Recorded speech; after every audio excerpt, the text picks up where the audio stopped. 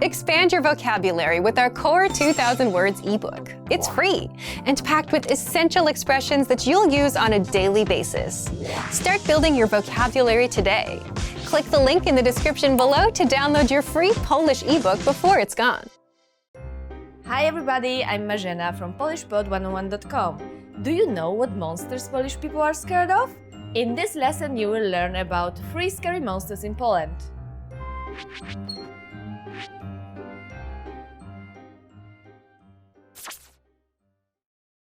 Let's start with the most popular monster.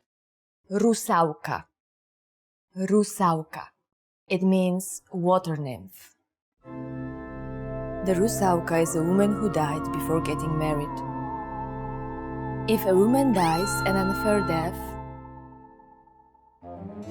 and is not avenged, her spirit remains on earth as a rusałka. She usually lures men during the new moon and kills them with dancing or tickling.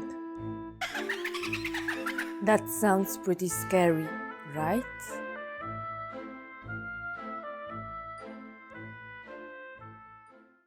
You might have heard about the next monster. The next one is Strzyga. Strzyga. It's a female demon with claws. The Strzyga is a person born with 2 hearts, 2 souls, and 2 rows of teeth. Strzyga were usually chased out of the village and died young, but the second soul survived and drinks blood and eats intestines. At night, it moves like an owl.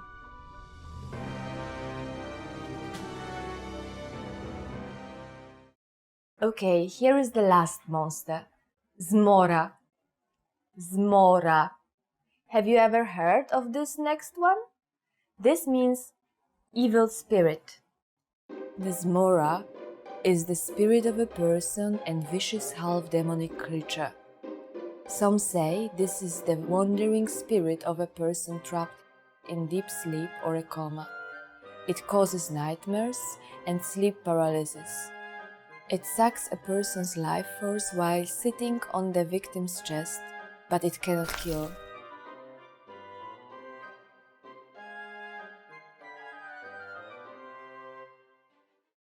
Let's wrap up this lesson by recapping what we have learned.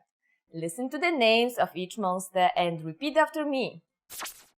Water nymph. Rusałka.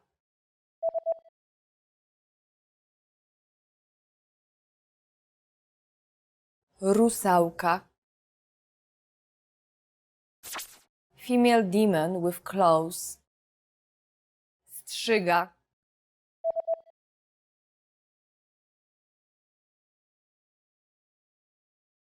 Strzyga. Evil spirit. Zmora.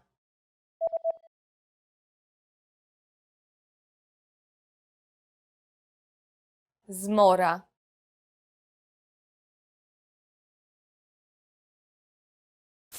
Well done! Do you know how Polish people celebrate Halloween? Halloween is not an official holiday in Poland, but younger people are increasingly having Halloween costume parties.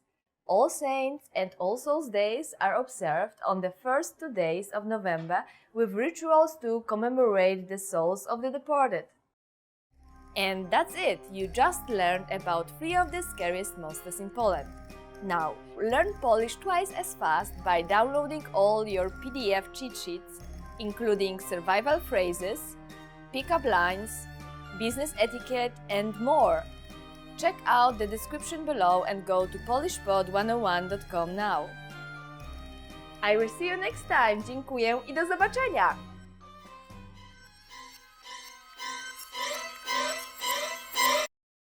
Let's start. Spooky. Oh! She usually lures men during the new moon.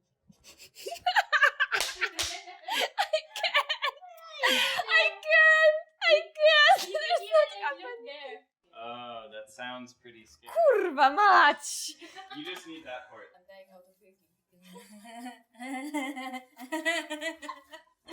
So can we just do it? I know, I knew you would do it too. close. Oh my gosh! Doesn't matter.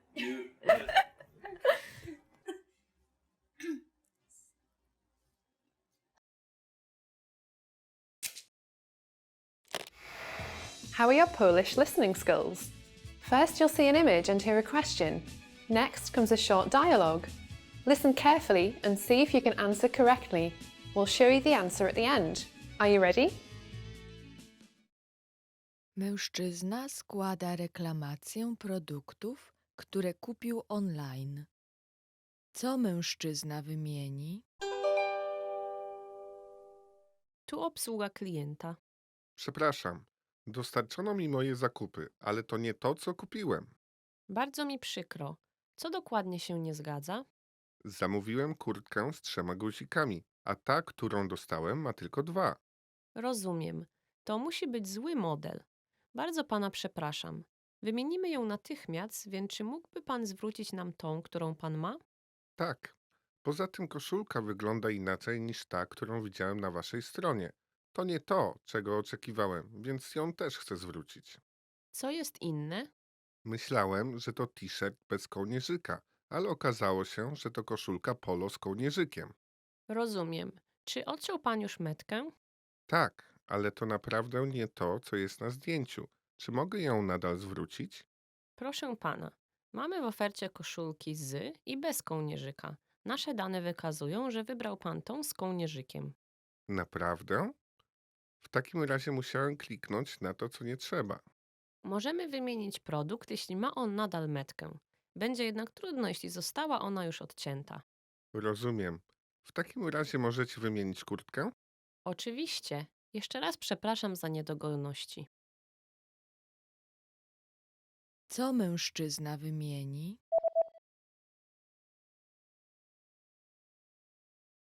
Mężczyzna składa reklamację produktów, które kupił online. Co mężczyzna wymieni? Tu obsługa klienta. Przepraszam, dostarczono mi moje zakupy, ale to nie to, co kupiłem. Bardzo mi przykro. Co dokładnie się nie zgadza? Zamówiłem kurtkę z 3 guzikami, a ta, którą dostałem, ma tylko 2. Rozumiem.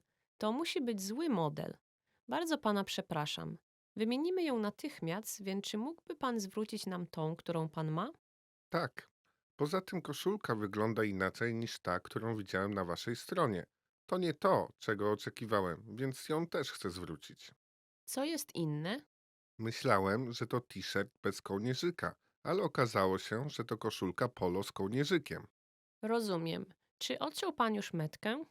Tak, ale to naprawdę nie to, co jest na zdjęciu. Czy mogę ją nadal zwrócić? Proszę pana. Mamy w ofercie koszulki z i bez kołnierzyka. Nasze dane wykazują, że wybrał pan tą z kołnierzykiem. Naprawdę? W takim razie musiałem kliknąć na to, co nie trzeba. Możemy wymienić produkt, jeśli ma on nadal metkę. Będzie jednak trudno, jeśli została ona już odcięta. Rozumiem.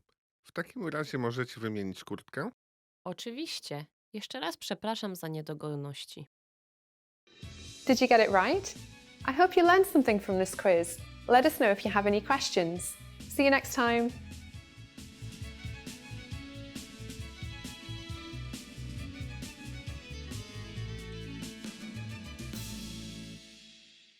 Want to speak real Polish from your first lesson? Sign up for your free lifetime account at PolishPod101.com. Hello everyone and welcome to Polish Top Words. So today we will learn top 25 Polish verbs. Być. To be. Być. Być actually means to be. So yeah, you can say like być albo nie być, which just means to be or not to be. And of course, in Polish, all those verbs will be changing, depends on the person. So for example, if I want to say I'm happy, I would just say jestem szczęśliwa. Lubić. To like. Lubić. Lubić means just to like something. So whenever you're asking somebody, what do you like? Or you want to say, I like this, you would use this verb. of course, change it depending on the person. For example, you can say, lubisz lody? Do you like ice cream? Robić. To do. Robić. Robić means to do. So you can say, what are you doing today? Co dzisiaj robisz? Mówić. To say. Mówić. So when you translate it to English, it just means to say. You can get angry at somebody. Nie mów takich rzeczy, which means don't say such things. Wyjaśnić. To explain. Wyjaśnić. Wyjaśnić means to explain. When you're angry at somebody or you don't understand something or you want to ask for help and you want to say, can you explain this?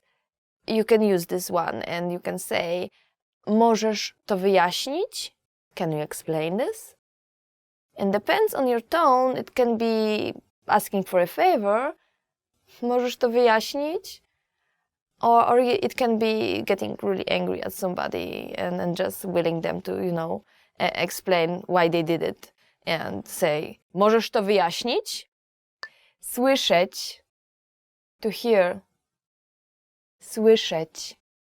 Słyszeć means to hear in English. And for example, you can say, słyszałam, że tu mają dobre pierogi. I've heard they have good dumplings here.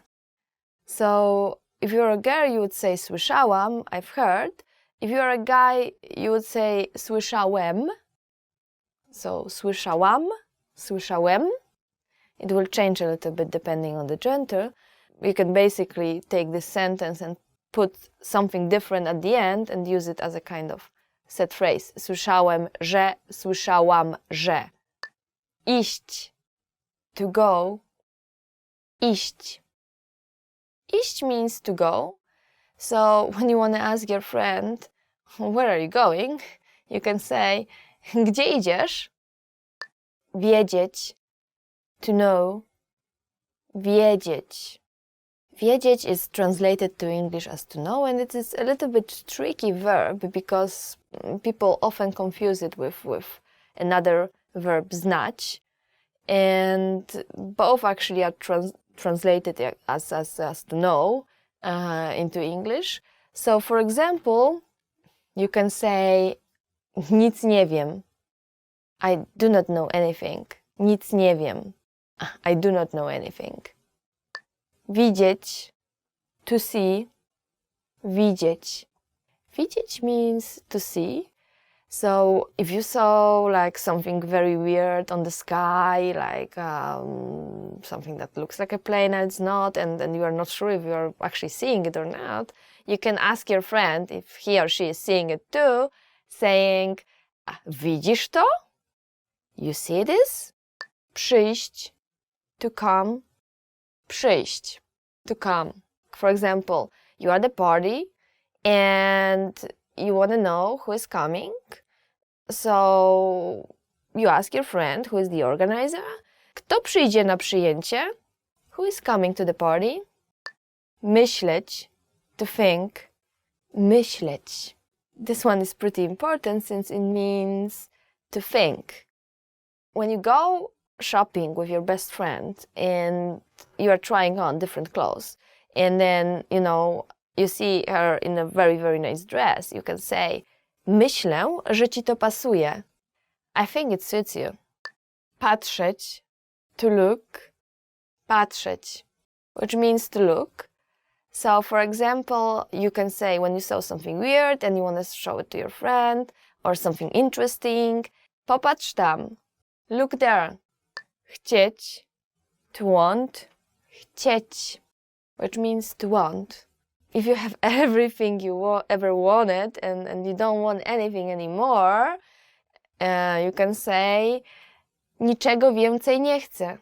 Which will literally mean, I do not want anything more. Dać. To give. Dać. Dać means to give. So when you go out and you meet this nice guy or a cute girl and you want to ask them for their email address, you'd ask them using Dutch. Dasz mi swój email? Will you give me your email address? Używać. To use. Używać. Używać means to use. When you see this thing that you've never used before and you want to say, okay, can you help me because I've never used it, you can say, nigdy tego nie używałem, means I've never used it before. Or, nigdy tego nie używałam. If you are a guy, you would say, używałem. If you're a girl, you would say, używałam. Znaleźć, to find. Znaleźć. Znaleźć means to find. Imagine your friend brought you a nice dress and which you are going to wear at a party, but you don't really like it. It doesn't sit you well and you want to ask her to find you something better. So you can say, może uda się znaleźć coś lepszego, which means maybe we can find something better. Wychodzić, to go out. Wychodzić. Wychodzić means to go out. It's actually a verb that consists of two parts, which are written together. So wy means like outside, and chodzić means like to walk. So wychodzić means to walk outside, which is just go out.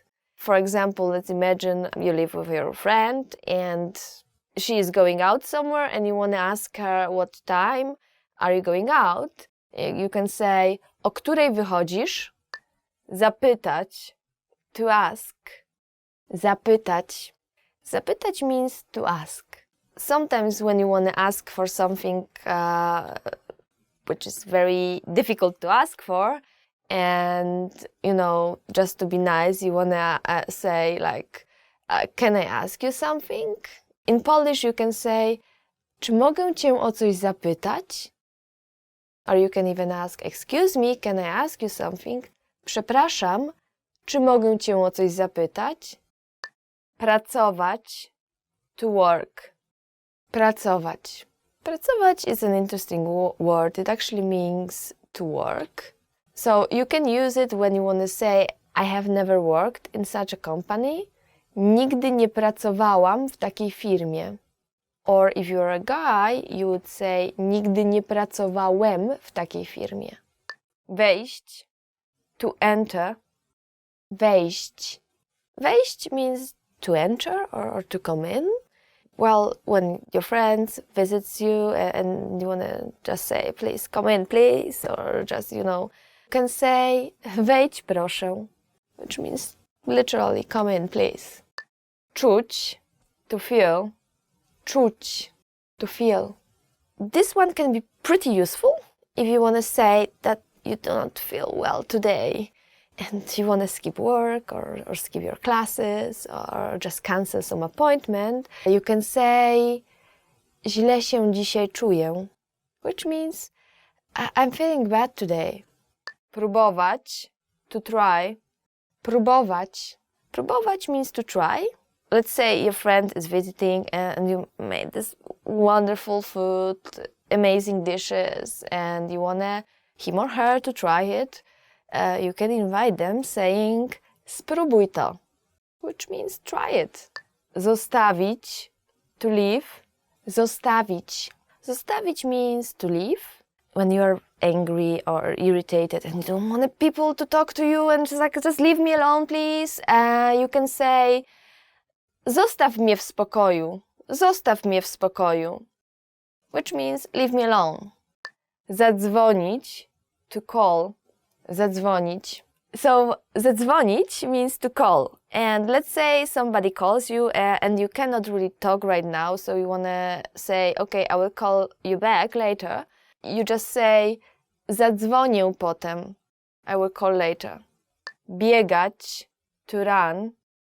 Biegać, to run. If you are not one of those sporty person and you don't really like running is totally not your thing, and you want to say, well, friends invite you, but you are like, sorry, that's not really my cup of tea, and you want to say, sorry, I don't like running, you can say, nie lubię biegać. Nie lubię, or just say, lubię. And that's all for today. Thank you for watching Top 25 Polish Verbs. If you like this video, please give it a thumbs up and leave your comments. And for more videos and more vocabulary, go to polishpod101.com. Thank you again and see you next time!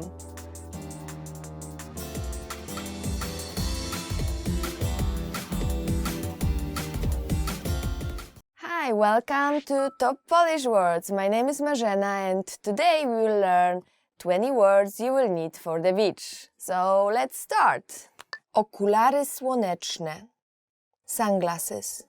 Okulary słoneczne. Sunglasses. So for example, if the sun is very, very strong and your friend is walking like this, trying to see something, you can tell him, załóż okulary słoneczne, which means put on sunglasses. Sun in Poland, well, I guess in summer it can get very strong, so it's better to get your okulary słoneczne, your sunglasses ready for Polish summer. Plaża, beach. Plaża. Plaża means beach. For example, you can say, dzisiaj idziemy na plażę. Today we are going to the beach. Beaches in Poland are really beautiful. If you go to the northern part, there's this Baltic Sea and there's a lot of long beaches. Even though they are pretty long, there are actually a lot of tourists there in summer, especially in cities like Gdańsk or Sopot, which are very, very popular. Pływanie, swimming. Pływanie, it's a noun and it means swimming. For example, you can say, bardzo lubię pływanie. I really like swimming. Be careful because there tend to be a lot of jellyfish and they can be pretty dangerous, so always ask the locals if it's safe or not to go to the sea. There are no sharks though. That's safe. Słońce, sun. Słońce, sun. For example, you can say, dzisiaj jest bardzo mocne słońce. Today the sun is very strong. Indeed, sun in Poland tend to get very strong, very vicious. So be sure to put some kind of protection before you go out. And if you get sunburn, there is this very good way to get rid of it. We got in Poland, when we get sunburn, we just put kefir. Kefir, which is like a type of yogurt kind of thing. You cannot buy it in a lot of other countries, but in Poland it's very popular. It's very cheap. It can cost like 1 zloty, which is like 25 cents, and you put it just on yourself, on your body, you lie down with it. It looks ridiculous, but it actually works. Palma, palm tree. Palma, palm tree, because we've got a lot of palm trees in Poland. Not so much. We actually have none, zero. You can say, w Polsce nie rosną palmy. There are no palm trees in Poland. Muszla, seashell. Muszla. Muszla means a seashell. So you can say, zbieraliśmy muszelki. We are collecting seashells. Especially early in the morning, you can collect some seashells. And on the top of that, you can actually find some amber as well. So Poland is very rich in amber. And if you go very early, you can actually get yourself a pretty decent souvenir. Strój kąpielowy. Swimsuit. Strój kąpielowy, swimsuit. So, for example, if you see your friend with this gorgeous swimsuit, you can ask her or him, to jest twój nowy strój kąpielowy? Is this your new swimsuit? Ocean, ocean, ocean. Ocean basically means the ocean, and I guess when you are in Poland you can say, chciałabym zobaczyć ocean. I would like to see the ocean, because there is no ocean in Poland. Ratownik, lifeguard. Ratownik. Ratownik means lifeguard. Whenever you go to the beach, it's better to make sure you know if there is a lifeguard or not. If there are none, you can say, nie było tam ratowników. There were no lifeguards there. Nie było tam ratowników. Skuter wodny, jet ski. Skuter wodny, which is basically jet ski. If you want to ask your friend if he or she has ever tried it, you can say jechałeś kiedyś na skuterze wodnym? If that's a guy, or jechałaś kiedyś na skuterze wodnym? If that's a girl, which basically means have you ever driven a jet ski? It's pretty much an activity you can enjoy in Polish sea. Ręcznik plażowy, beach towel, is something you cannot forget. Ręcznik plażowy. Ręcznik plażowy basically means beach towel. So if you want to make sure that you actually have it, you can ask your friend, wziąłeś ręcznik plażowy? Have you taken the beach towel? Leżak, beach chair.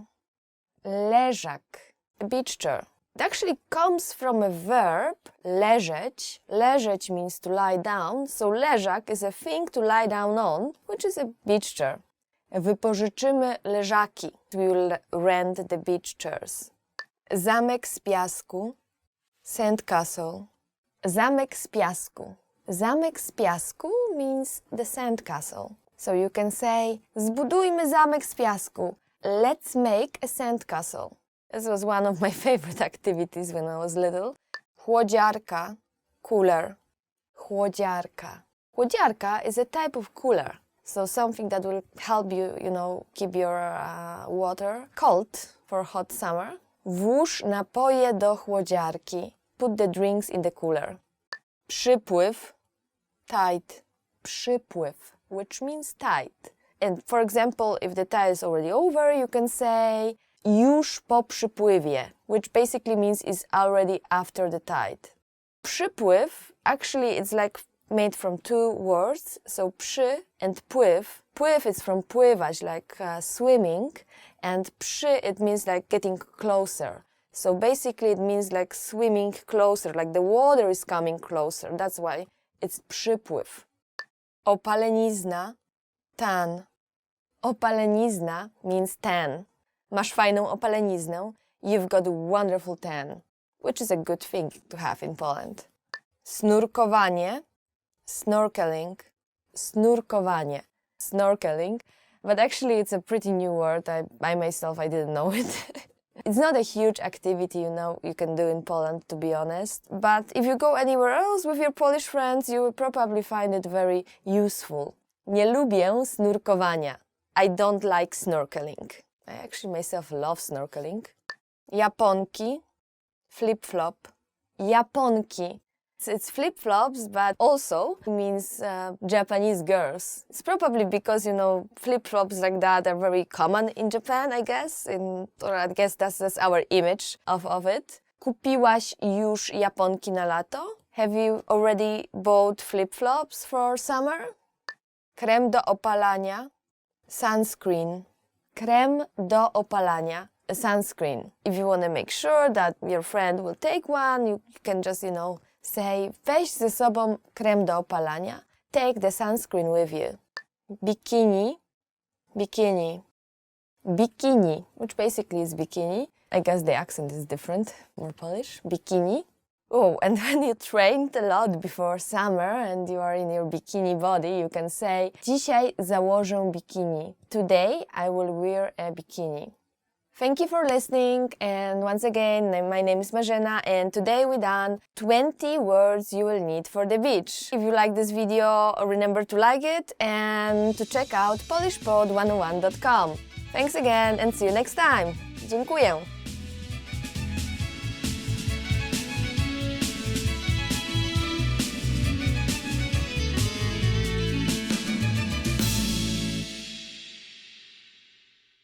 Hello everyone and welcome to Top Polish Words. My name is Marzena and today we will learn 10 must-know autumn vocabulary. So here we go. Sweater, sweater, sweater. Sweater basically means sweater. What you can hear often from your mom, if your mom is Polish, it would be załóż sweter, which means put on the sweater. So basically Polish moms are very much concerned about your health, and whenever it's getting colder and it's at autumn and they would like, oh, put on the sweater, załóż sweter. Deszczowy, rainy, deszczowy. rainy. So deszcz means rain in Polish, and deszczowy, it's an adjective. For example, we can say dzisiaj jest bardzo deszczowy dzień. Today is a very rainy day. When autumn comes in Poland, we got a lot of rainy days. It's not as bad as rainy seasons in some other countries, but be sure to get your umbrella ready. Wietrzny, windy. Wietrzny. Wietrzny means windy. We got a lot of windy days in październik and in listopad, which is basically October and November. So for example, you can say listopad jest raczej wietrzny, which means November is rather windy. Chłodny, cool, cold. Chłodny. Chłodny means cool or cold, and it's an adjective. It can be used to speak about weather. So for example, you can say październik w Polsce jest chłodny. October in Poland is cold. You can also use it about person's character. So for example, you can say that this person is chłodny, chłodna, depending on the gender, and this means that this person is just distance. Jesień, autumn. And the next one is jesień. Jesień means autumn. So you can say lubię jesień w Polsce. I like autumn in Poland. Which I actually do because it's very beautiful. We do have all those leaves with like beautiful colors, orange and gold. And there is a lot of things to do, and you can go for a very nice walk around listopad or grudzień, which is November and December. It's getting quite cold, quite chłodno, and it's better to put on a jacket. Still, it's very nice for a walk. Zimno, cold. So the next word is, and it's getting even colder, it's zimno. Zimno means cold.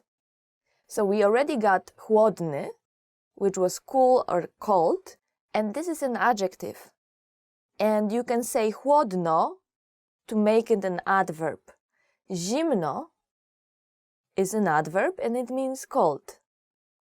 You can say zimny to make it like an adjective, or zimno. Zimno is an adverb. If you're in Poland and it's December, it's rather cold in December. I would say it can get down to like, or even January, it can get down to like minus 25 degrees. So you can say dzisiaj jest bardzo zimno, which means today is very cold. Kasztan, chestnut. Okay, and what's the best thing to do in Poland in autumn? Well, the best thing is to collect kasztany, or the singular kasztan. Kasztan means just a chestnut, and I guess this is the main thing we used to do. I mean, when I was little, and when autumn came, we were going out and then just collecting kasztany and making all those small like animals and stuff. I guess nowadays it's not so popular. If you want to go and collect chestnuts, you can say, chodźmy pozbierać kasztany. Let's go pick up the chestnuts. Koszula z długim rękawem.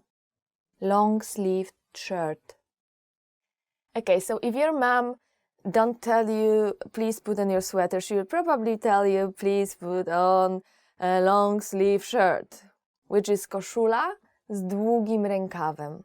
Koszula is a shirt, z długim rękawem, with long, długi, z długim rękawem, sleeve. And if you've got a Polish mom and you are going hiking, she will probably tell you, weź koszulę z długim rękawem. Take the long sleeve shirt. Święto Dziękczynienia. Thanksgiving. Okay, this one is not very Polish, but I guess you can use it, especially if you come from English-speaking country and you celebrate this one. Święto Dziękczynienia. Święto Dziękczynienia means just Thanksgiving. Święto is a kind of celebration, and Dziękczynienia, it's Thanksgiving, like dziękczynienie, dziękować, dziękować. You probably heard dziękuję, which means thank you. So dziękczynienie is like dziękować, dziękuję, thank you, and czynienie, which is like doing something, so doing the thank you thing. Święto dziękczynienia. So you can get curious and ask, czy obchodzicie święto dziękczynienia? Do you celebrate Thanksgiving? Which in Poland probably you hear no. No, we don't. We do have better things like Christmas. Liść, leaf. And the last word for today is liść. I guess it's very difficult to pronounce. Liść. And it means leaf. When you go and walk around, it's beautiful autumn, golden leaves falling down, you are collecting your kasztany, chestnuts, and you see this very, very beautiful leaf, you can say, jaki ładny listek. Listek, it's the same liść, it's just like a smaller version of it. So you can say, jaki ładny liść as well, and if it's very small and cute, and it's like, oh, how cute, jaki ładny listek. What a nice leaf. Okay, that's all for today. Thank you for watching, and remember to like this video, and if you want more, just go to polishpod101.com. Thank you again and see you next time. Cześć!